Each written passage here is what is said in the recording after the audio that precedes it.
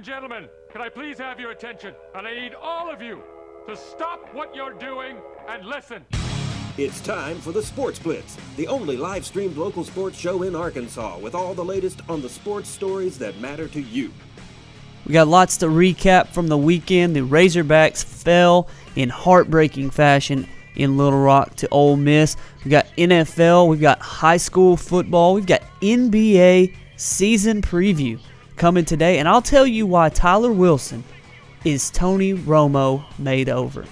Live from the River Valley Leader Studio, here are your hosts, Mark Freeman and Weldon Braxton.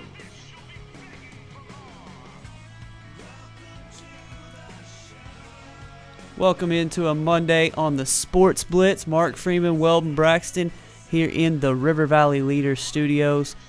Weldon, it wasn't the best weekend for sports. Packed full of, I said that coming in when we got in the studio this morning. It was a jam-packed weekend of sports. Just didn't quite go the way we wanted them to. Man, everywhere I looked. Starting Friday night, my Russellville Cyclones took it on the chin. Then, of course, Arkansas Saturday, and you and I are both Dallas Cowboy fans. We already knew how that one was going to end up, so pretty rough weekend. Yeah, it was tough. We'll break down the Hogs here in just a little bit, and I've come to a revelation, folks, and it's something that there's not a lot of people that are going to like it, especially Cowboys fans who have had their fill of the current quarterback situation, and it's, to me, I see a correlation between their quarterback, Tony Romo, and Tyler Wilson, the Arkansas Razorbacks quarterback. And I'll talk about that here in just a little bit when we recap the Hogs game. Understand, though, I like Tony Romo. I think that he can be a good quarterback. I know that he's got limitations, but really, if you look at it, there's probably only about 5 quarterbacks in the NFL that are maybe 7. I think I actually had 7 on a list that I would say right now today I would take over Tony Romo as my quarterback in this system. Because when you look at the Dallas Cowboys, and I know we'll get into it more in detail here in just a little bit, it takes a special guy to be able to survive from week to week with the offensive line and the no running game and the stupid receivers who don't know what they're doing half the time. Yeah. It takes a special man. And certainly you're not wrong, and I'm gonna get into the reasons why I think you see that from the Dallas Cowboys, not just Tony Romo, but some big picture issues that I see with that team. We're excited today, though, because we've got not only the NFL, college football, high school football, but the NBA tips off tomorrow. That's my wheelhouse. Get to watch LeBron James and my Miami Heat go defend that championship, and I can't wait. We're going to break down the NBA today, give you our predictions for playoffs, who we think is going to win the championship, the MVP, all those awards, big things like that. Big shakeup, too. And a huge trade that has gone down as James Harden of the Oklahoma City Thunder is now a member of the Houston Rockets. So we'll break down that trade, what we think about it. I think Weldon and I are kind of in agreement as far as what we think about that trade and who we think won the trade. There's a bunch of different angles to that. Oh, yeah. But let's start with local sports. Thank you to the Rack Furniture Warehouse for being our local sports sponsor, making it possible. This weekend we saw a tough weekend in the River Valley for football. Several teams took one on the chin. But to begin with, let's just go with the River Valley Leader featured game of the week. It was probably the best game of the week, and we did a good job of picking that one. The Lamar Warriors beat the Atkins Red Devils 26-22 at Limley Field in Atkins. The Warriors down, it was back and forth. Literally, I don't think one team had more than a possession lead at any time. It was just back and forth, back and forth, back and forth. Until the end of the game, Jalen Chenault caught a touchdown pass on a fade route where they just threw it up. And he went up, caught it, and it looked like Des Bryant at the end of the Dallas game, except for he was inbounds. Yeah. And he won the game for Lamar. Just a fantastic finish. And the Warriors win. Congratulations. And I did see in that game a guy who we featured in baseball in the past, Jordan Haas, kicked a 47-yard field goal. That was a pretty impressive feat, too. The Atkins fans were like, wow. I was sitting on the Atkins side when he made it. They were like, wow, we've missed 2 extra points in a field goal, and now we see this guy kick a 47-yard field goal like it's nothing. That was impressive. Hey, football's a three-phase game: offense, defense, and special teams. Absolutely. And of course, you can see sometimes it plays a huge factor in the way games end. Congratulations to Lamar. We've talked about this team. Are they for real? And so far, they're backing it up. They look like a solid football team heading into the playoffs. They definitely do. The Russellville Cyclones fell. Tough loss to Fort Smith Southside, 42-0. They take on Greenwood Friday night. Cyclones look to close out the season on a good note. Going into the 6A playoffs, Greenwood's tough, though. They're probably the favorites in the 6A. Yeah, Greenwood, certainly. They're playing at an elite level. Kind of back and forth with Conway Friday night, but then they asserted themselves and they won handily. I'm looking at this 6A playoffs, and the good news for Russellville is the 6A is not all that daunting. I looked at some rankings and saw the top 10. There was a 2-win team in the top 10 in the 6A. So I think for Russellville, you look at this 6A, 7A Central, and of course it's going to break up to just 6A. The teams coming from the Central, I think, really have a chance to make their mark when you look at teams like Russellville coming in, Greenwood, playing some of those teams from the East, the elite teams over in the East, the Jonesboro, Cabots of the world. So I think Russellville, if they can survive, get through next week, and get into the playoffs, then they'll have a chance to do some things. The Pottsville Apaches tasted defeat for the first time all season as they fell 30-22 to the Boonville Bearcats on Friday night. Well, you can't overcome 6 turnovers very often unless you see the Dallas Cowboys, who struggled to the same exact fate, fell close despite 6 turnovers. The Boonville Bearcats won 30-22. The Pottsville Apaches, first loss of the year, first loss in the regular season in 2 years, because they tied last year but didn't lose a game until the the quarterfinals against Pulaski Academy. To me, well, I can see this as kind of a blessing in disguise for Pottsville. I know that they're not thinking that this morning, and their players are not going to be very happy if they heard me say this, because they're going to be running their butts off because of all the turnovers, and they're going to be working and drilling and making sure that this doesn't happen again. But at the end of the day, they are expecting to be deep in the 4A playoffs. They won't have to have the pressure of, we were undefeated, now here comes a team that could actually beat us. Well, now they've tasted defeat. They don't want that again. I think that it could be a blessing in disguise going into the playoffs, knowing that you can beat Waldron and you can get everything right and correct the mistakes that happened in this Boonville game, and then go into the playoffs knowing, look, we're not invincible. Certainly. And I'm not one for moral victories either. People have tried to shove that at me in years past for different things, and I said I'm not hearing it. A loss is a loss. I'm not taking any value from it. But again, it does open your eyes if you're Pottsville. And I'm not saying if they were complacent or not, because I'm not in that locker room. Just given what I know from Coach Rust and his reputation, I would assume complacency wasn't a problem. However, there are times where you're just susceptible to turnovers and bad things happen. It's sort of a snowball effect. And you just hope that they've gotten that out of their system. As you mentioned, they can go back this week, tighten up, end the year on a high note in a very winnable game. So, again, for Pottsville, I don't look at their aspirations as far as big picture. None of that's been tarnished. It's just a chance for them to refocus. The Clarksville Panthers, well, let's look at the Dardanelle Sand Lizards. We've got enough bad news. Let's look at the Dardanelle. Oh, man. Let's look at the Dardanelle Sand Lizards. They beat Maumelle 19-14 on the road. That's a huge win for the Dardanelle Sand Lizards. They take on Mena on the road this Friday night. Another tough one for the Sand Lizards, but they look to be going into the 4A playoffs as well. And that's just coming into this season, you looked at Boonville, you looked at Pottsville, you looked at Maumelle, Mena. There are certain teams that you thought were going to have a chance. Dardanelle kind of come in under the radar, and here they are with a chance to go to the 4A playoffs. Yeah, and I looked at this Dardanelle-Maumelle game, and, of course, Maumelle coming off that loss against Pottsville. Dardanelle had lost to Pottsville handily earlier in the year, and I said, these are still two pretty good football teams. You get beat by Pottsville, no use in hanging up your cleats and giving up on the year. I feel like these two teams were very evenly matched, and I didn't see the game, but just from the score, it seems that these two teams went back and forth in a physical battle. So it really went down the way I expected. And, of course, Dardanelle being a River Valley team, we congratulate them on the victory. Definitely. The Clarksville Panthers fell 42-0 to Shiloh Christian. They take on Morrilton Friday night. and then it will be basketball season. That's what I was about to say. It'll be basketball season. Oh, Lordy. The Morrilton Devil Dogs beat Harrison 42-13. Obviously, they take on Clarksville on the road Friday night. Lamar beat Atkins 26-22. They now host Paris Friday night, and Atkins will be at Danville. Danville lost 19-3 to Paris. Obviously, they're going to be hosting Atkins. Hector beat Midland 17-0. Congratulations to the Wildcats. They'll be taking on Johnson County Westside Friday night. Two Rivers lost at Benton Harmony Grove 27-22. Nail biter, a heartbreaker. And now Two Rivers and the Gators will take on Glen Rose on Friday.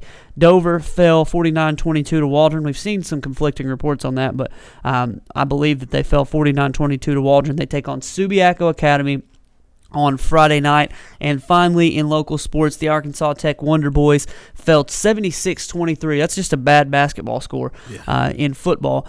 To Harding Academy. They didn't play the high school. They played Harding, a nationally ranked Division II team, Saturday night. They will take on East Central on Saturday at Thone Stadium, Burkle Field, Senior Day, 2 p.m. kickoff there for the Wonder Boys. They need to get back on the right track after winning 4 in a row and having that winning streak snapped. Yeah, I mean, another team hung 70 on them. We know what Henderson State did to them. And, yeah, Arkansas Tech was riding a bit of a high coming into this game. And, you want to see them get back on the horse. You mentioned Senior Day, so obviously there's a lot of pride. Parents, family, and friends, everybody there have a good time. So Arkansas Tech might as well make the most of it and go get you a victory. Definitely. Man, we've kind of buried the lead here. We've talked about all kinds of football. We have. And we haven't even hit the fact that the San Francisco Giants are World Series champions. Yeah. San Francisco Giants sweeping the Detroit Tigers. That's just what makes baseball special. If you're some people, that's what makes it awful if you're some other people. Here you have the Detroit Tigers, AL Central champions, Justin Verlander, Doug Fister, Max Scherzer, Anibal Sanchez. They're all coming in riding high. Then you have the lowly San Francisco Giants, who went down 0-2 to the Cincinnati Reds in the wild card round, then or in the divisional. Then you get in the next round, get down 3-1 to the Cardinals in the championship series, and then they're facing the vaunted Tigers with that offense, Miguel Cabrera. And what happens? They sweep the Detroit Tigers. Baseball is one of those sports where sometimes you just have to throw out the numbers and the odds. And the baseball gods, as people like to say, they intervene. I mean, Barry Zito's been atrocious throughout his Giants career. He performs well in Game 5 against the Cardinals and then Game 1 against the Tigers. Ryan Vogelsong, 35 years old. I mean, where does this come from? Tim Lincecum, you would think, they got to ride Lincecum. He wasn't even great until he came in relief and finally found his stride. Congratulations to the Giants. 2 world championships in the last 3 years. I'm not a big baseball guy, but that's impressive. It is. I saw a lot of tweets yesterday at the end of the game, and they were basically about Romo. Obviously, two wins for the Giants, brought on by Romo. Yeah, that was hilarious. But, Sergio Romo. Sergio Romo, the closer for the Giants, and Tony Romo, the quarterback for the Dallas Cowboys. So I thought it was kind of funny, but I did appreciate the fact that the Giants were able to get the job done. They didn't quit. They didn't just say, all right, well, we'll just go get them in Game 5. We'll just go home. And you can't have that mentality against a team like the Detroit Tigers. You got a chance to put them away, you do it, Mark. It just puts the bow on a 2012 season where we saw steroid suspensions. Melky Cabrera of the San Francisco Giants suspended one of their best hitters, All-Star Game MVP. Seriously. And it just, I think as we move forward, small ball teams that are doing the things right as far as moving runners along, all the detailed base running things, that's what you're going to see win championships as opposed to just relying on the long ball as we enter this new era in baseball. So again, congratulations to the San Francisco Giants, World Series champions, and now it's basketball season. So I can't wait because I'm not a big baseball guy. We got football in full swing now. Basketball season has come along. Let's hit a break real quick. When we come back, we're going to talk a little bit of basketball here in just a minute, but we've got plenty more on the wire. We want to know what you think about the James Harden trade. Oklahoma City get a little value out of James Harden rather than let him just go on his own after the season. They couldn't agree to a deal, so James Harden took some money from Houston, and Houston is sending some players Oklahoma City's way. We'll talk about that and plenty more after the break.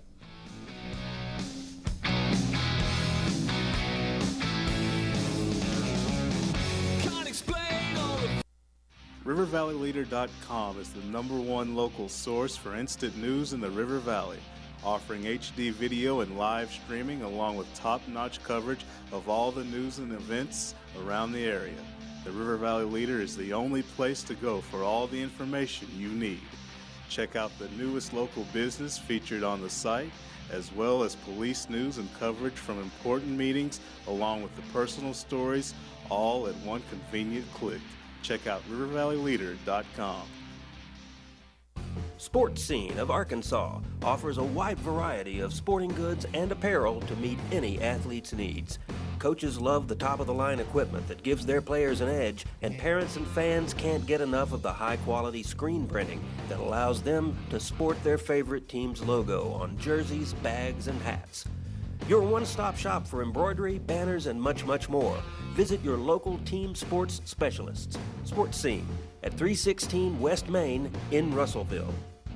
Today, there are more than 20 brands of cars being sold in America. So to be noticed, Ford and Cogswell Motors have to go further than anyone thought we could. How does Ford stand out above the crowd? Not just with plug-in vehicles like the new 2013 Ford Fusion Energy that gets a projected 100 miles per gallon equivalent, but also with a line of gas vehicles equipped with the innovative EcoBoost engines combining power and efficiency, plus a full measure of technologically advanced features. We invite you to stop into Cogswell Motors today. We go further than anyone thought we could, so that you can go further too.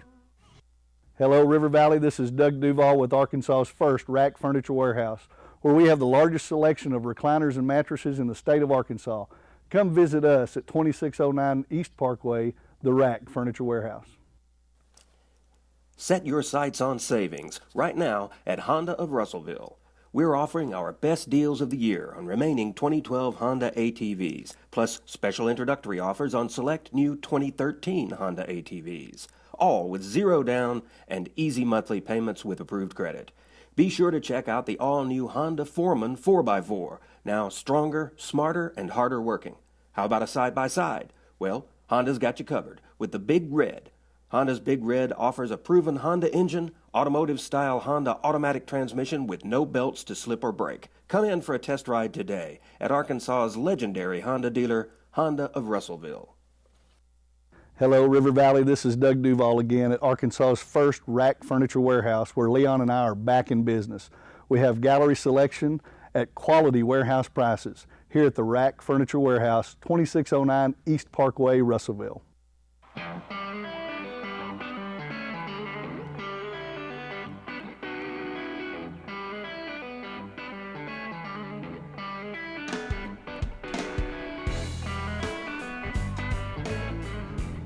Welcome back to the Sports Blitz. It was a heartbreaking weekend, just in all aspects for me. Watched the Hogs lose, watched my Cowboys lose the way they did, watched my favorite fantasy football team lose. It was 3-1, but my one fantasy team that I wanted to win the most lost. You got me, man. You got me. Was our game close? It was close until Eli decided to quit playing and Romo threw for 400 yards. Well, there was one of my games where I just killed somebody, and then there's one game that was really close. I think right now you're about 12. Yeah, that's kicker the close versus one. defense. Yeah. Well, I think I might win that one, but I wanted to win in the other league, and I didn't. Speaking of wanting to win and not, the Hogs lost 30-27 to Ole Miss at the scene of the crime. Now we just need to stop playing all games in Little Rock. Yeah, I've heard people talk about that. I thought that anyway, but that's just neither here nor there. I think that there's no reason anymore to play in Little Rock losing $1 million a game, and that's my own figure I've heard before. So just the fact that it's not home, it's a road game. You have to pack up all your junk, go sleep in another bed, and play a football game. That's neither here nor there. The Hogs lost 30-27 to Ole Miss on a last-second field goal by the Rebels kicker. Ole Miss now 5-3, 2-2 in the SEC, and Arkansas 3-5, 2-3 in the SEC. Weldon, we can talk about negatives all day long. Right. You lost to Ole Miss. That's never a positive. No. You lost at home. You lost when you had a chance to make a bowl game. If you beat Ole Miss, Tulsa, and one more team out of those good teams that you're playing left, 3 top 15 teams. But they don't. So let's we know that it's negative. There's a lot of bad that we could hit. Let's find some positive in the Razorbacks game against Ole Miss. I'll just go ahead and start and say that I was excited to see Dennis Johnson play the way he did. He's playing himself into an NFL career. To me, he reminds me a lot of Darren Sproles. Yeah, definitely a Darren Sproles type catch out of the backfield. He's even got a little MJD in him too. Yeah, sort of that bowling ball size. And as far as positives, Mark, it's difficult. I look at Arkansas and just the inconsistencies I would actually point to as a positive, because when we did see Arkansas in stride, it looked like that offense we've seen over the last couple of years. The balance, Dennis Johnson in the running game, hitting Chris Gregg, Tyler Wilson in rhythm. But then we would see periods of them stalling out. And, I don't really talk about the defense much anymore because why? My air is precious. Why? I'm not wasting it. And, Hugh Freeze, give him credit. Arkansas's defense didn't play awful, really, for the most part in that game. It's just once Hugh Freeze and Ole Miss figured some things out, you remember that stretch where they ran basically the same play 3 or 4 times literally. in a row? Yeah, and they just kept hitting different parts of it. And, of course, they later walked down the field and kicked a field goal. It's tough for Arkansas. And I told you before the show, I want to give Tyler Wilson his respect as a senior. Kobe Hamilton, want to usher them out the right way. But as a fan and as somebody watching the Hogs week in and week out, it's just hard to sit there and just stay with it, because ultimately, like I've been saying, we just want to know who the next coach is. But we just want to try to stay focused on this year. Got a tough Tulsa team, 7-1. Arkansas is favored by 6. We'll have to see how it goes. I don't see how they're favored at all. That blows my mind. I'm sorry. Yeah. I heard a juicy coaching rumor this morning. Let's hear it. Yeah, that the 2 guys in order at the top of the list are James Franklin from Vanderbilt and, oh my goodness, let me find out who it was. I forgot, didn't even write it down who it was, because I don't know that I agree or believe it, but everybody's got a Let me ask source. You this. Mike Gundy is the second now, one. is this like source or somebody's preference? Is this like, no, I think that somebody, the person who sent me this says that this is their source on the Hill. It's tough. Franklin, first of all, I'm not surprised that Vanderbilt struggled this year. Some people had them winning 7 games, taking another step. I didn't. So I'm not going to hold that against Franklin. Not sure he's ready for this job. And really, we pulling somebody away from T. Boone Pickens. It's hard for me to see that too. Yeah, I understand that. Let's look at a couple players from this game that, you mentioned Kobe Hamilton, 12 catches for 146 yards. Just incredible what he can do, knowing that the next leading receiver for Arkansas was Chris Gregg with 3 catches for 55 yards. And it's 3rd down. Who is Tyler Wilson looking for? It's 1st and 2nd down. Who's Tyler Wilson looking for? Yeah. It's every single down. They're looking for Kobe Hamilton, and that's the only guy that Arkansas can really trust. So with that being said, 12 catches for 146 yards is very impressive. And then the guy that I thought was the best on Saturday, Dennis Johnson, just an incredible performance for him. 27 carries for 161 yards and a touchdown. I was very impressed with what I saw from Dennis Johnson Saturday. Yeah, it looks like he's making himself money every week. You talk about having an opportunity, seizing it, making the most of it. That's what Dennis Johnson has done. That's something Dennis Johnson has not done in years past. He's had opportunities ever since he's been on campus, but whether it be him in the doghouse, him having some untimely injury, for one reason or another, Dennis has never been able to embrace the opportunity of being one of, if not the featured back for Arkansas. But with Nile Davis unfortunately struggling, now looks like he has his own injury situation again. Dennis Johnson is just making the most of it, and he's really helping Arkansas. He's really our main source for a running game. Jonathan Williams has done a nice job, but we look at Wingo, he's been banged up. I haven't even seen him. I don't even know if he's still on the team. Seriously. So, Dennis Johnson, if there's one great story from all this, I would say this season's been Dennis Johnson and what he's done. All right, let's look at something real quickly. I've teased this on the Facebook page, facebook.com/sportsblitz and facebook.com/RVL News. You can be sure to get in touch with us via that link, those links if you'd like to.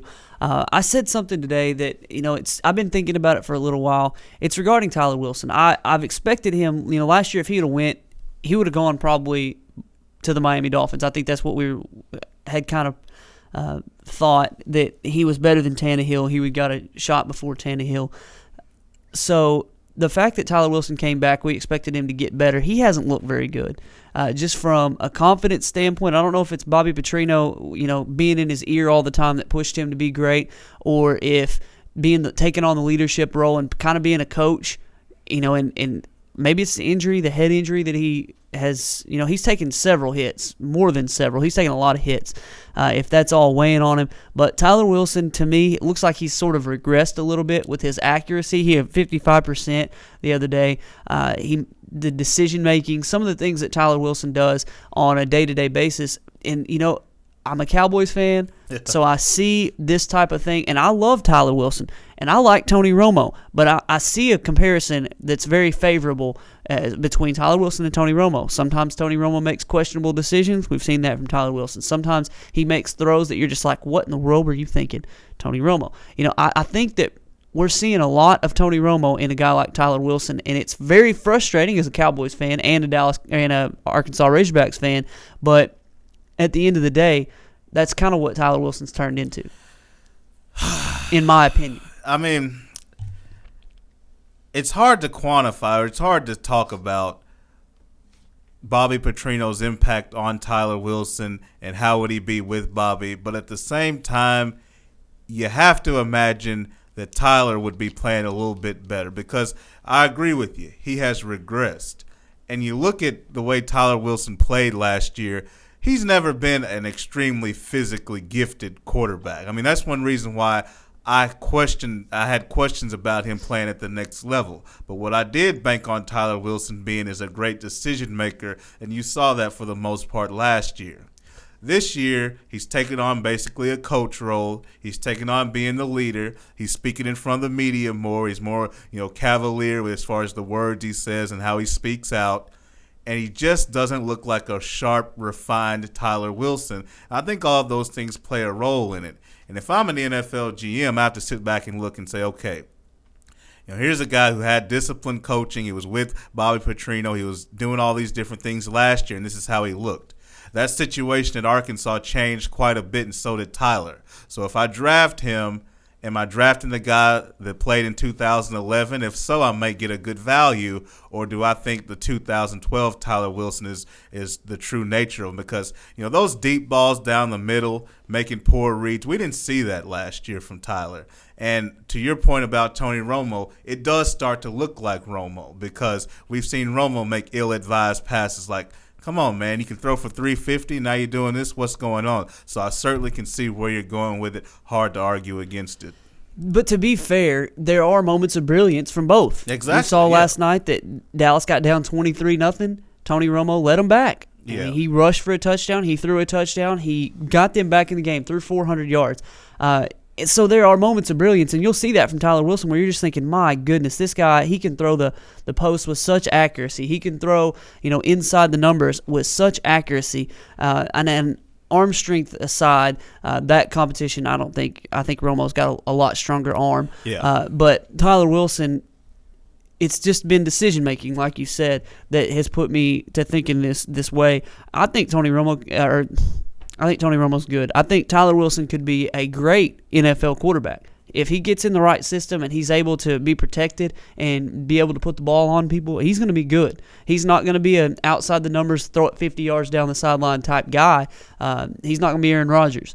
But I could see him in the right system being very good at the next level. So please don't take this as me bashing him, thinking he's terrible. But to me, it just – all the people who are talking about Tony Romo, and I see plenty of it on Facebook, Twitter, everywhere else, about how Romo makes terrible decisions. Well, Tyler Wilson's kind of falling into that right now. He is, and I know later on we're going to talk NFL.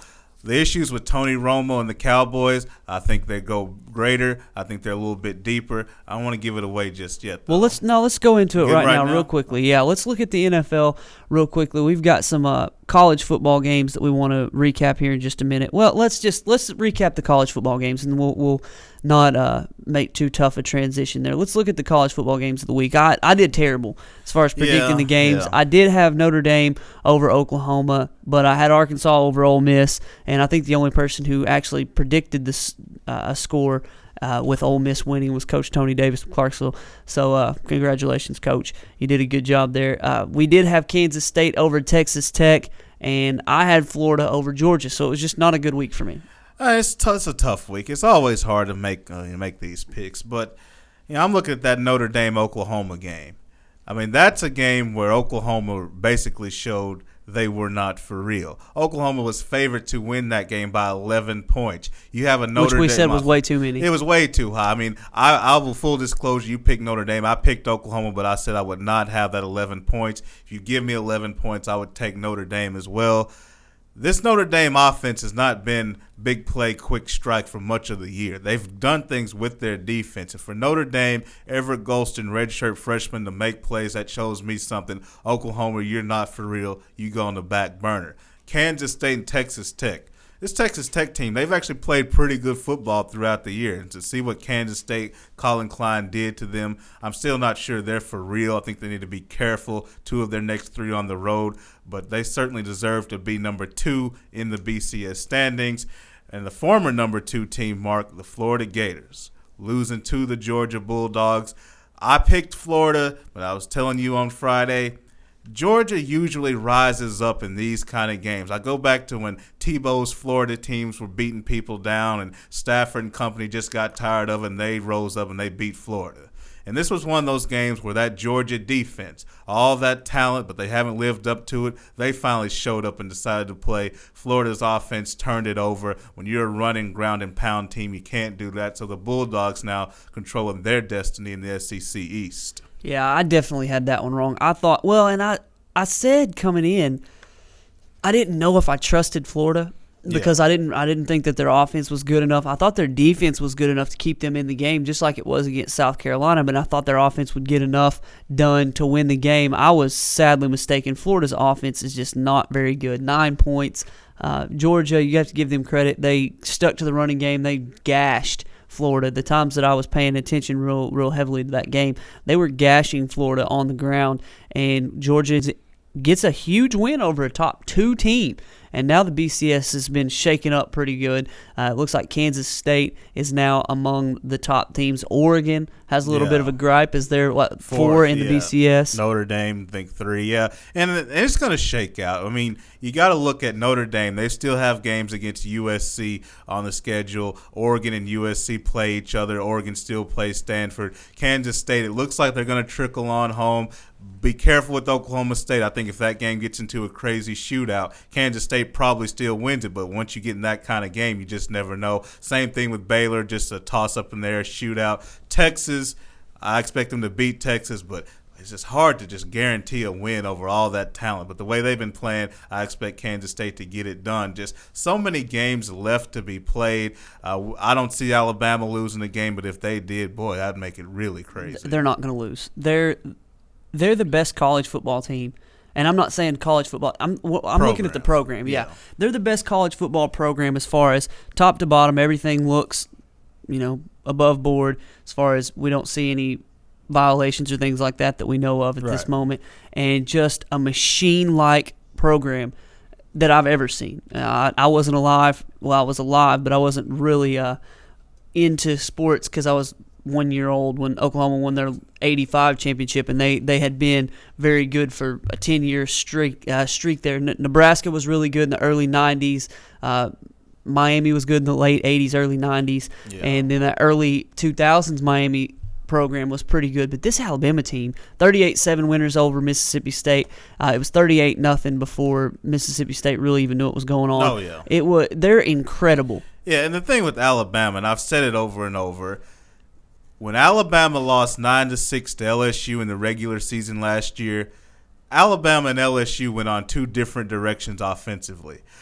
LSU kept treading on the same direction of we're going to win with our defense and try to gash people with the running game. Nick Saban said we can't do this anymore. Yes, we're still a run-first, defense-first team, but if we want to beat elite teams with great defenses, we got to throw the ball. I got to trust my quarterback. And you've seen that. You saw that in the national title game. You're seeing that all this year. A.J. McCarron is not a John Parker, Wilson, Greg McElroy caretaker. He is a playmaker. He is a legitimate quarterback. And he hasn't thrown a pick all year. He's not thrown want to pick. So now you have an Alabama team that can pound you with a legitimate quarterback that can make plays with his arm. LSU's a 10-point underdog at home. I think that's a little too low. I see this game really being about a 24-7 game simply because I think LSU is going to try to ground it out, and Alabama's saying, look, LSU, you got a good defense, but we can play some offense. We're going to put some points on the board. It may not be 30 or 40, but they'll at least get 20 to 24 points. All right, I'm putting you on the spot. Facebook folks. Putting you on the spot, River Valley Leader listeners and Sports Blitz listeners. Who's going to play in the national championship game in college football? I've got Alabama for sure winning it. I don't care who they're playing. I don't care if they're playing the Jets. I've got the Alabama Crimson Tide winning the championship. Who are they going to play? I had them playing USC. That's not going to happen. Yeah, I mean, you got to kind of look at what the voters are going to think. If it just shakes out right now as far as the schedule, Notre Dame should be ahead of Oregon if they finish undefeated. Now, I know people like Oregon than Notre Dame, but based on resumes, because look at what Oregon's best wins will be against USC and Stanford if they go undefeated. Well, Notre Dame will have wins over them, and then they'll have additional wins over even Michigan, teams that aren't great, but it still makes their schedule more solid than Oregon. But I'm looking at the voters. I know the voters will probably end up bumping Oregon over Notre Dame because, and Mike Golick, he's a Notre Dame apologist. He's like, when we beat Stanford, you all said Stanford wasn't any good. But if Oregon beats them, you're going to say they're great. And he might be true. Maybe, maybe not. I don't know. But the thing is, I think I would like to see Oregon, ideally, just because of the contrast in styles. And I think it'll be fun. Kansas State, I just can't. I think they're just a tough, try-hard, do-good team. I can't see them in an elite level. And Notre Dame offensively against a team like Alabama's defense, I don't think they can show up. So style-wise, I'd like to see Oregon. Correct me if I'm wrong. The Big 12 doesn't have a championship game this year, right? That's so correct. Kansas State plays Oklahoma State, TCU, Baylor, and Texas. Yeah. I don't see any of those teams beating them at this point.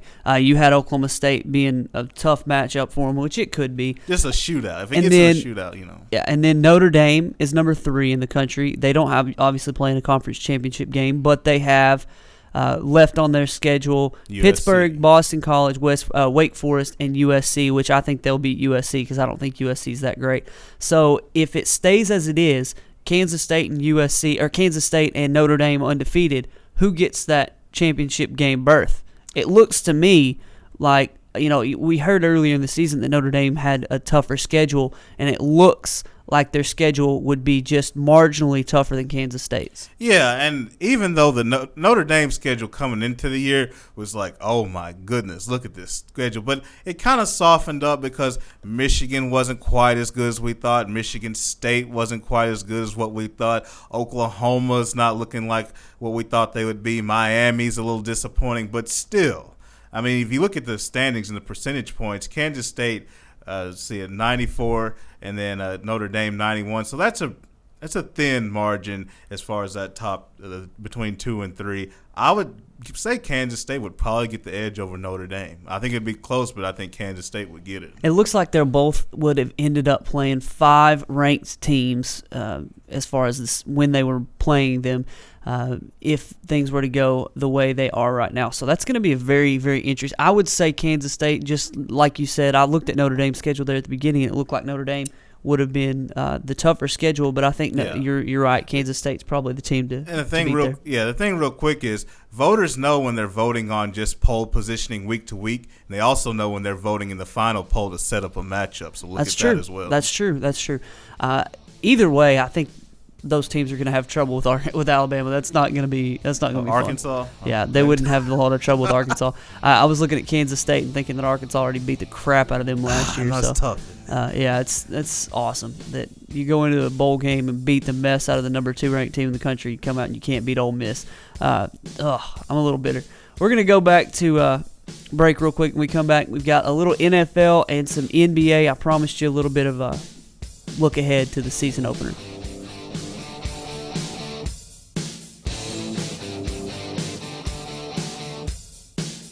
Today, there are more than 20 brands of cars being sold in America. So to be noticed, Ford and Cogswell Motors have to go further than anyone thought we could. How does Ford stand out above the crowd? not just with plug-in vehicles like the new 2013 Ford Fusion Energy that gets a projected 100 miles per gallon equivalent, but also with a line of gas vehicles equipped with the innovative EcoBoost engines combining power and efficiency, plus a full measure of technologically advanced features. We invite you to stop into Cogswell Motors today. We go further than anyone thought we could, so that you can go further too.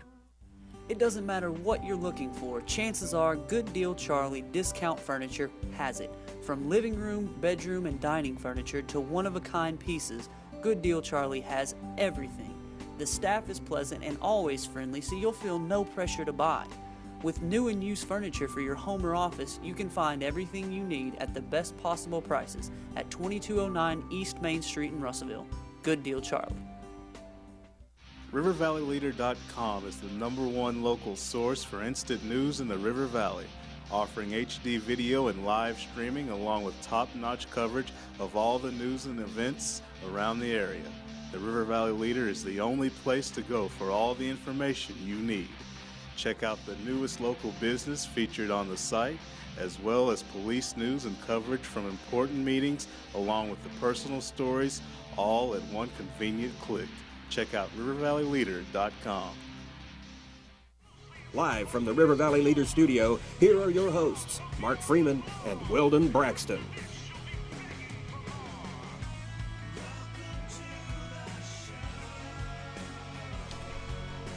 All right, welcome back to the Sports Blitz. Mark Freeman, Weldon Braxton here in studio. Got a couple NFL games that we wanted to look at. We've already mentioned the Dallas Cowboys losing to the New York Giants 29-24. I was not impressed with what I saw from the Giants yesterday. Defensively, they were pretty good at the beginning. They were terrible through the middle, and then at the end, they stepped up. Offensively, the Giants didn't look great either. I mean, Eli Manning threw for, less than 200 yards? Yeah, trust me. I know Eli Manning struggled with my fantasy team, so I only scored 8 fantasy points. But here's the deal with the Giants in this game. Sometimes it's a curse for your offense when your defense is making plays and they're scoring points and you don't have to drive the ball. You get up 23-0 without having to do anything on offense because you're out of sorts, you're out of rhythm. And then when Dallas got hot, got back into it, Eli and company really hadn't done anything all game. Now all of a sudden, we need to drive the ball, and they had trouble doing that. So the Dallas Cowboys, I want to get on them real quick. We talk about Romo. We talk about all the mishaps, Jason Garrett. I just think it's a top-down issue with the Cowboys. Attention to detail with penalties and silly miscommunications between Tony Romo and Dez Bryant and any of the other receivers. It all comes down to discipline, lack of attention to detail. And I think that starts from the top down. You look at coaches Wade Phillips, Jason Garrett. What's wrong with Dallas? They just have this intangible that's missing. It's because they need a firm hand that's going to insist on details and insist on basically perfection. The problem is I don't think Jerry Jones is ever going to hire a coach like that, and therefore I think the Dallas Cowboys up and down, even though they have talent, what you see is what you're going to keep getting. Yeah, and I hate it. I really do. I really hate the fact that they don't have any discipline. They don't have – it is attention to detail because you can't – to put yourself in Tony Romo's shoes, okay? I know he makes bad decisions and sometimes he does some stupid things, but put yourself in his position. You called an out route. And matter of fact, you have a guy running a go, and you tell him at the line to run an out route. And you don't know from play to play whether they're going to run the go or they're going to run the out. Whether they're going when you throw that out, which you have to throw before they break, if you're going to throw that straight to the cornerback or not, because you don't know what they're going to do. That's what he has to deal with on a day-to-day basis, on a game-to-game basis. And then he has to deal with Felix Jones, my Lord. I tweeted this yesterday, which I'm a Felix Jones fan from back in his days in college. Obviously, he's an Arkansas guy. 13 carries for 19 yards, huge fumble. Huge fumble.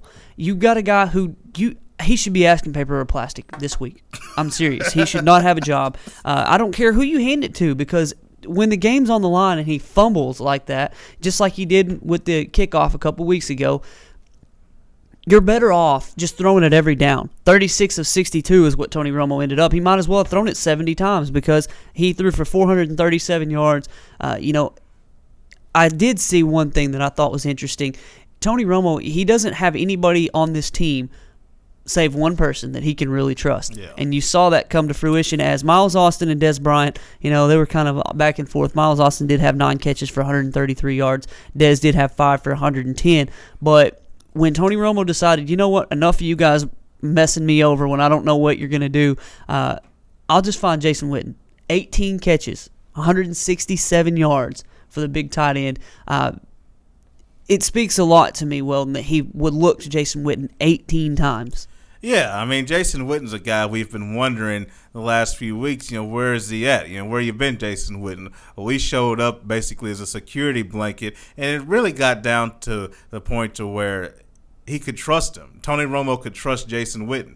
Des Bryant, Tony Romo, they haven't been on the same page all year. I mean, we remember what happened against the Bears. That miscommunication led to Charles Tillman taking it back to the house, and it seems like every week since. And I don't know about you, Mark, but Des Bryant, the scale between trouble and what you're worth, it's teetering for me because the dude is talented. But mentally, he checks out. He's a head case at times. Punt return, he should have been off punt return. I saw him against Carolina last week and him fielding the ball, catching it like he's in center field or something over his head. He should have been off punt return. Des Bryant, to me, Mark, I don't know if I want him. I'm not saying get rid of him yet, but he's making me think. Yeesh. And I love the guy. I'm about to trade for him in one league. I'm going to trade Ben Roethlisberger because I got Tony Romo. I believe in you, Romo. I got Tony Romo and Ben Roethlisberger can only play one of them, so I'm going to trade for Des Bryant. But he is, man, it's not enough attention to detail. It's enough people saying, pat him on the back, you're great, you're great, you're great. Don't even worry about getting any better. Don't even worry about learning the plays or learning the audibles.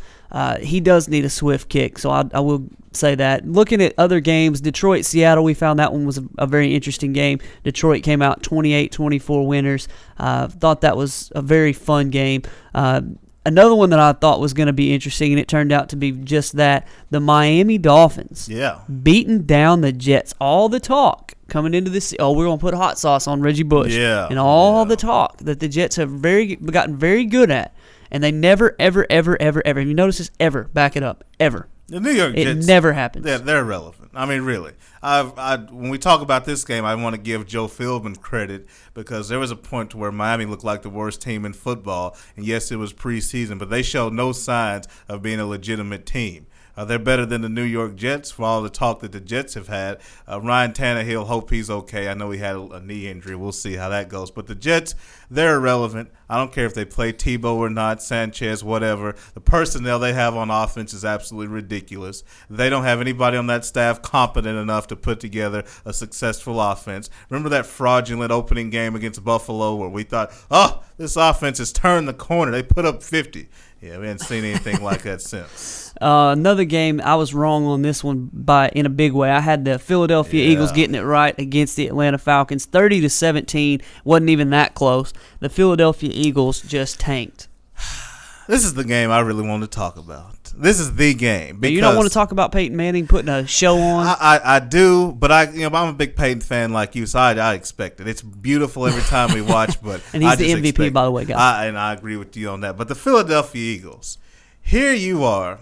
You fired the defensive coordinator because, yes, he was to blame for it. The defense wasn't great, 15th in the league, not getting a ton of sacks, not great. But at the same time, you had players on that defense saying, some of these calls are terrible. We need better calls. You're Andy Reid. You're the one that's pretty much came out and said this is an offensively driven team. We got Michael Vick. We got Deshaun Jackson, LaShawn McCoy, Jeremy Maclin, Brent Selleck. We're going to put up all these points. The Eagles came into the year as an offensively driven team. And you know what they're ranked in points per game? They're ranked 30th. They are 30th in the league in points per game. So if you're firing people, Andy Reid, and if you're pointing fingers at everybody on that team, how about look at Marty Morningway, offensive coordinator? What's wrong with Michael Vick, the quarterback? What about getting LaShawn McCoy the ball? You need to look other places. Juan Castillo I wouldn't have as my defensive coordinator, but that man was a scapegoat, and it hid what's really the problem, and that's why the Eagles aren't any better. Michael Vick's the problem to me. You built your team around a guy. You gave a guy a $100 million contract, and he's not that good.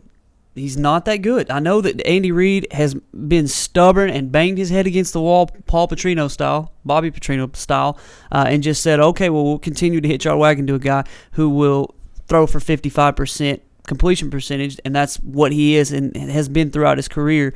To me, the defense, yes, it's not been great. You can't give up 30 points a game and expect to win. But Michael Vick, he's got plenty of talent around him. He just can't hit them. He can't hit Deshaun Jackson, Jeremy Maclin. They won't hand it off to LaShawn McCoy. 16 touches in this game for LaShawn McCoy. Actually, it ended up being 19 after catches. He needs at least 20, between 20 and 25 touches a game. Definitely. He definitely needs more than 16 carries a game for the most part. Michael Vick, 191 yards and a touchdown, a quarterback rating of 84, a QBR, which it takes into account everything, 35. Yeah, 35. 35. And the thing with QB, that's awful. Yeah, and then 5 is average if you wonder how the QBR works. It's like you got a 50-year average. But the thing with Vic is that he doesn't get in rhythm. He doesn't have any, three-step ball out. You never see Michael Vick with 4 or 5 completions in a row. No. Teams are not going to let you throw the ball to Deshaun Jackson, Jeremy Maclin 60, 70 yards down the field. And when you're not getting explosive plays, you got to have something to fall back on. All right, we've got an NBA preview that we're going to get to. We've promised it, and we will hit it right after this break.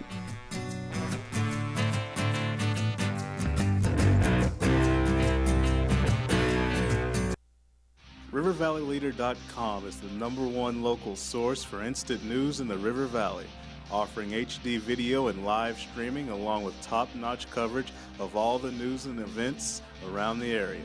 The River Valley Leader is the only place to go for all the information you need.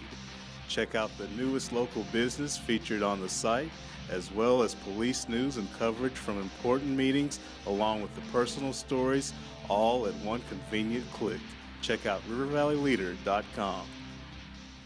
Today, there are more than 20 brands of cars being sold in America. So to be noticed, Ford and Cogswell Motors have to go further than anyone thought we could. How does Ford stand out above the crowd? Not just with plug-in vehicles like the new 2013 Ford Fusion Energy that gets a projected 100 miles per gallon equivalent, but also with a line of gas vehicles equipped with the innovative EcoBoost engines combining power and efficiency, plus a full measure of technologically advanced features. We invite you to stop into Cogswell Motors today. We go further than anyone thought we could, so that you can go further too. Sports Scene of Arkansas offers a wide variety of sporting goods and apparel to meet any athlete's needs. Coaches love the top-of-the-line equipment that gives their players an edge, and parents and fans can't get enough of the high-quality screen printing that allows them to sport their favorite team's logo on jerseys, bags, and hats. Your one-stop shop for embroidery, banners, and much, much more. Visit your local team sports specialists. Sports Scene at 316 West Main in Russellville. Hello, River Valley. This is Doug Duval with Arkansas's first Rack Furniture Warehouse, where we have the largest selection of recliners and mattresses in the state of Arkansas. Come visit us at 2609 East Parkway, the Rack Furniture Warehouse. Set your sights on savings right now at Honda of Russellville. We're offering our best deals of the year on remaining 2012 Honda ATVs, plus special introductory offers on select new 2013 Honda ATVs, all with zero down and easy monthly payments with approved credit. Be sure to check out the all-new Honda Foreman 4x4, now stronger, smarter, and harder working.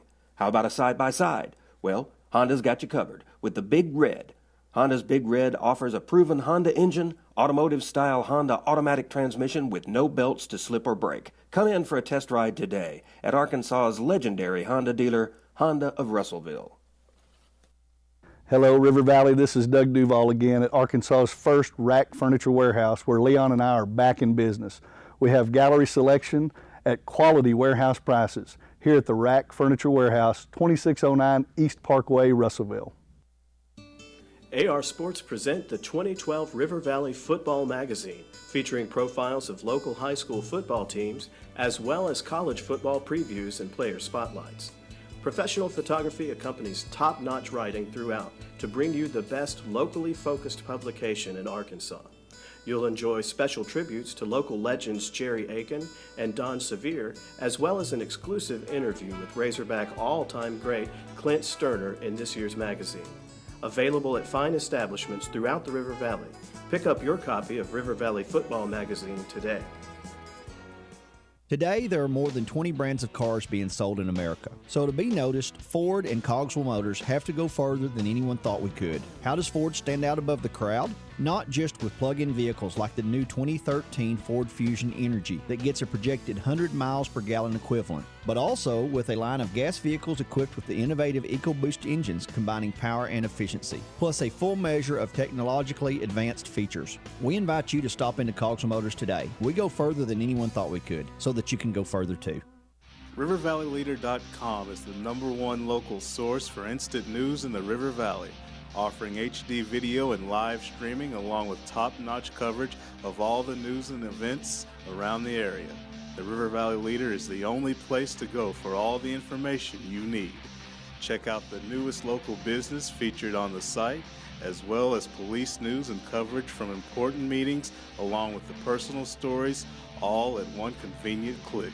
Check out RiverValleyLeader.com. Live from the River Valley Leader Studio, here are your hosts, Mark Freeman and Weldon Braxton. All right, we're back. Final segment of the Sports Blitz today, and we've got NBA previews for those of you that weren't aware. The NBA tips off tomorrow. That's right. I'm very excited about that. If you can't tell, I love me some NBA. And tomorrow night, you've got Boston at Miami, Washington at Cleveland, and the Dallas Mavericks and the LA Lakers. So you get to see the two of the favorites, one of the East and one of the West. Oh, actually, two in the East, Boston and Miami, and then also the Lakers in the West. Very quickly, you get to see these teams taking the floor, and I look forward to it. Well, let's look at some preview stuff. I know we're going to have to just give our predictions, basically, not give a whole heck of a lot of analysis. But going into the season, what do you see? I mean, do you see a dominant team in one side or the other? Do you see a familiar championship series? What do you see? I'm looking at these teams. I do like the Miami Heat to be the #1 seed. I think the Boston Celtics will be better than what people think. I think they'll meet in the East, and I'll go ahead and have Miami over Boston. In the West, of course, the trade of James Harden, that shakes things up a little bit. Record-wise, I'm going to go with San Antonio to have the best record in the West because they'll just cruise along in the regular season. I think it'll come down between Lakers and Thunder. In light of the James Harden trade, I'm leaning towards the Lakers in the West. And looking at the James Harden trade, for those that were not aware of it, over the weekend, the Oklahoma City Thunder traded James Harden to the Houston Rockets. They traded James Harden and 3 other nominal pieces for Kevin Martin of Houston and I'm blanking out, Jeremy Lamb. And then also 2 first-round picks, Jeremy Lamb, the rookie out of UConn, and 2 first-round picks, all because basically James Harden didn't want to sign for less than the max, is what it appears. Yeah. He was offered, I guess it was 4 years. Let me see, 4 years, $55 million. He's going to end up with 4 years for $60 million. We asked today the Honda of Russellville poll question, what is your opinion of the James Harden trade? Corey Williams said it's good for both teams, in my opinion. If Kevin Martin can stay healthy, he'd be a big addition, and Jeremy Lamb could be a star and surely can help this team this year. Not to mention those picks could turn out to be pure gold. Houston basically adds a star to make them relevant again and helps take some pressure off of Lynn's sanity. Landon Crouch, however, thinks the exact opposite. He says it's a terrible trade. Harden could make really good money on a winning team or great money on a pretty good team. He chose great money over potential titles. I kind of agree with that because I think that he basically, for $1.5 million a year, he traded a chance to play for a champion to play for where a cellar dweller and be the man. It sounded like he wanted to be the guy. Now, he's down there with Jeremy Lin. I'm not sure what they've got going on. I'm sure. Well, I think Jeremy Lin's terrible. Yeah, I don't know if I like the moves Tebow. they've made. Basically, yeah. But you look at this trade, obviously it's about the Oklahoma City Thunder. They're the ones who are competitive and competing for a championship, and I don't love this trade. Now, it's short term. Kevin Martin's contract is expiring. That's one of the reasons why he's attractive. And of course, he's a good player. But Kevin Martin, a lot of people, they've heard of him. They don't know him. He's a scorer. He's not a distributor. He's not a playmaker. He scores. He's not a very efficient scorer. He shoots around 41% from the field. So James Harden allowed Russell Westbrook in the fourth quarter to not have to be a point guard playmaker. James Harden did that. Kevin Martin can't do that. He's a scorer. He's going to try to be like Durant, Westbrook, and get his too. So who is going to really be that point guard type? Russell Westbrook may have to step up and be that guy. Now, they get Eric Maynard back, but Eric Maynard, crunch time, probably isn't going to be on the floor. I don't know if I like adding another pure scorer into this mix. To me, I think I understand it from both sides. Oklahoma City sticks to a certain – they were a little rigid, in my opinion, but James Harden – you get that close, James Harden – you expect him to take the deal and say, you know what, all right, I'll bite a little bit because looked at what Miami did with the big three that they put together. They all took a little less, and they less than the max and what they could to play together. Oklahoma City, they did give a big contract to Ibaka. They do have max players in Durant and Westbrook, so I understand him wanting to get his. But at the end of the day, it's tough because he left a good situation for a decent situation. I understand on the Oklahoma City side, though, the fact that they don't want to let him walk after the year and get nothing. Right. They wanted to get something for him value-wise, and obviously that's the best deal that they could have gotten, or they'd gone another direction. I think that Oklahoma City will end up being all right in this deal, but I expect that James Harden is going to regret making this decision. Let's look at some predictions. I've got Miami winning it all again. Obviously, surprise, surprise, I'm a homer. I've got them. I say homer. I love the Heat, so I'm not necessarily a homer. I'm not from Miami, but I've got the Heat beating Oklahoma City. Before this trade, I had Oklahoma City. I'm looking a little bit more at the Lakers at this point, but I'll still go with Oklahoma City because I think the Lakers are a little old. Chemistry issues, I think, will plague them throughout the year. I've got the Miami Heat as the 1 seed in the East, Boston as the 2, and moving on down. I'll post these on Facebook for later. And then also in the West, I've got Oklahoma City winning the West, the San Antonio Spurs being the 2nd seed because they're a great regular season team record-wise. The Lakers figuring it out and getting the 3 seed. The Clippers is the 4. I've got Kevin Durant, though, as my MVP. LeBron James is kind of like the Michael Jordan situation. You can give it to him every year because what he'll do is something that nobody else can do. So you can give him the MVP every year, but they won't do that. Yeah. At some point, unless he does something crazy again this year and just puts up outstanding numbers one more time, better than he's ever done, it's Kevin Durant's turn, in my opinion. Yeah, I mean, certainly Kevin Durant, I think, is the favorite considering that they don't want to give it to LeBron every year. I'm kind of like you on Lakers Thunder. I'm leaning Lakers, but I can go Thunder. I'll lock it up tonight before the games. My MVP, I'm going to go a little bit off the beaten path. It seems like it's Kevin Durant. I want to see this whole Kevin Martin thing. I really think that's going to be something to watch and they're going to figure out. I'm going to look at a guy who showed up big time in the playoffs. He didn't have much help. He had to be a scorer. People didn't think he could score. He is a playmaker. For my taste, he's my favorite point guard because I don't have to have my point guard score a ton of points, and it's Rajon Rondo. This guy, defensively, offensively, playmaker, he is the guy. He and Ray Allen didn't get along. Doc Rivers, now that Ray Allen's gone, he has given this team to Rondo. It's not KG's. It's not Paul Pierce's. This is Rondo's team, and the Celtics will be better than what people think, although I do have the Miami Heat winning the title again. At Rookie of the Year, I'm going with Anthony Davis, although I see Damian Lillard as a kind of a dark horse for that if these other guys don't necessarily play up to their potential. I think that Anthony Davis is just incredible. He's going to be a double-double waiting to happen, but Damian Lillard did average 26.5, 4 rebounds, 5 assists, and 2.5 3-pointers a game in the Las Vegas Summer League. So I was very impressed with what I saw from him. Yeah, I mean, Damian Lillard, I've been big on him ever since the middle of last year when he was at Weber State. Of course, gets himself drafted 6th by the Portland Trail Blazers. Anthony Davis is going to be my pick. I just think he impacts the game too much. He's long. He's talented. I expect some other guys to contend. Bradley Beal at Washington, we know he can shoot. I think he's going to come in right away and score. Dion Waiters is a scorer. And, of course, Austin Rivers, I told you, if he doesn't win it, he's going to shoot enough shots to win it. So I think those guys will battle it out. Anthony Davis wins it. I see Coach of the Year going one of two ways, either Doc Rivers or Eric Spoelstra, just because Spoelstra hasn't won it yet. If they can run off a great regular season record, he could win it, and Doc Rivers being in it because of the fact that he's not got Ray Allen anymore. He's got a team that's older. They wondered whether they were going to break him up. If they end up like I see them as the 2 seed in the East, Doc Rivers is going to get a lot of consideration. Yeah, I'm gonna go to the Western Conference for my Coach of the Year. Which is where they always tend to come from.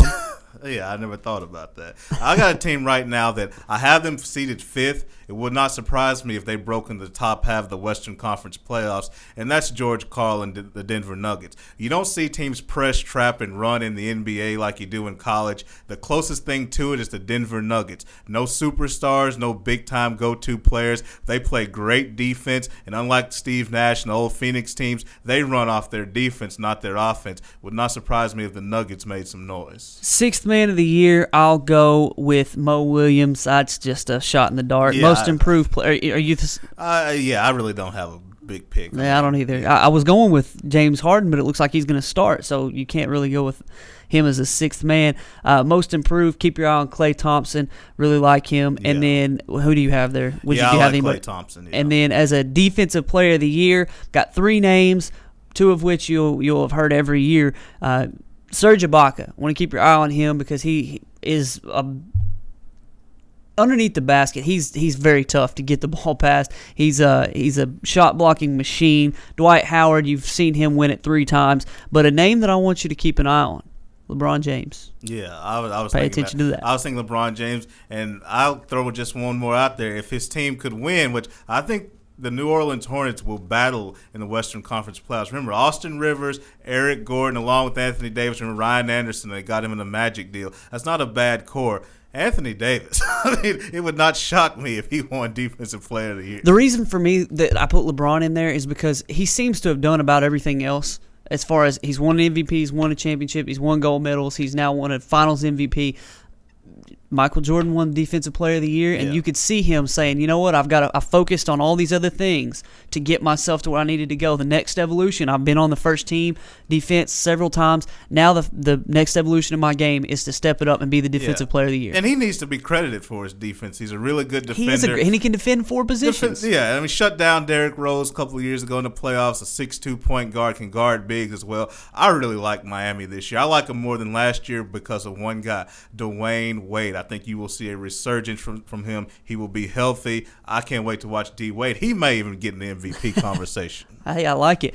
Well, we can't wait for the NBA season to start on Tuesday night. I'm looking forward to it in a big way. Sorry we went a little over today, but we'll be back on Wednesday to talk more sports. We'll give you a little bit of NBA. We'll break down the Razorbacks taking on Tulsa. It's going to be a tough matchup for the Arkansas football team. And we got plenty to talk about on Wednesday, so come back and join us on the Sports Blitz.